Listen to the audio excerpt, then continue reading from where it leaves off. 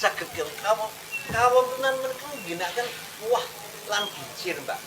Dados sinaosa badhe kados pundi wong kuah gingsir kawontenan menika kebet wonten ing ati raos penggalian menika nggih badhe wonten kuah lan gingsir. Kincik. Dados Mbak Yu menika Lenggono, mbok ya teko iya to Dimas. Kok iya to pun. Dimas. Menika babakan raos. Nglabui. Ati menika lho. Nggih, nggih. Nggih.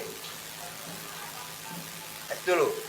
Nek umpamane panjenengan menika pancen puguh ora kersa. Badhe menapa? Badhe getun tekan kapan wae bakal getun. Kok ora sida, aku ora gelem. Lah inggih leripun menapa? Dimas Temenggung Kertopati Getun geduwong menika leripun menapa?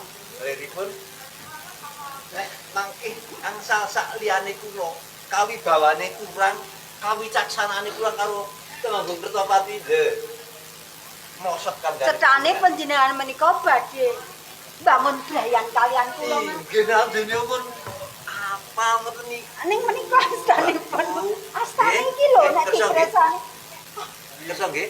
Awrataken kula. Ampun, mangke sami dipun sareng menawi awrat ngaten.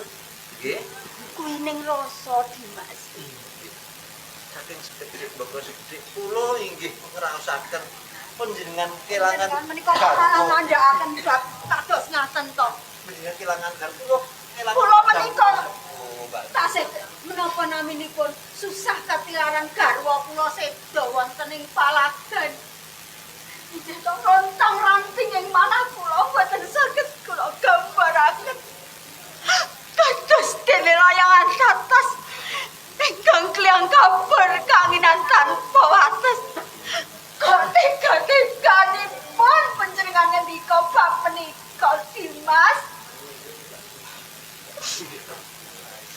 Nggih karono kawontenan kula tansah badhe ngontekaken Mbak supaya lenggah Mbak itu tetep ajeg-jejeg lan sentosa Mbak. Terus nggih. Cobi menika dipun wonten kawontenan ingkang aneh-aneh Mbak. Lho, kira menika ing mangke tumurunipun badhe jemaah wonten ing dusun mriki mahanane katenteman Mbak. Nyamai Nggih. sing kepiye to Dimas kok malah Menika. Nah, sing endi? menika. Sindika? Nah, sambil dulu. Dan itu untuk gambaran ingkang sae. Kepulauan ingkang inggih. Ya, menika. Pancen apik tenan kok Dimas. Menika menawi Mbak Yu kersa. Ya kegambaran kang Kula indah kalian Mbak Yu Dimas. kedah gayuh. Kawontenanipun Mbak Yu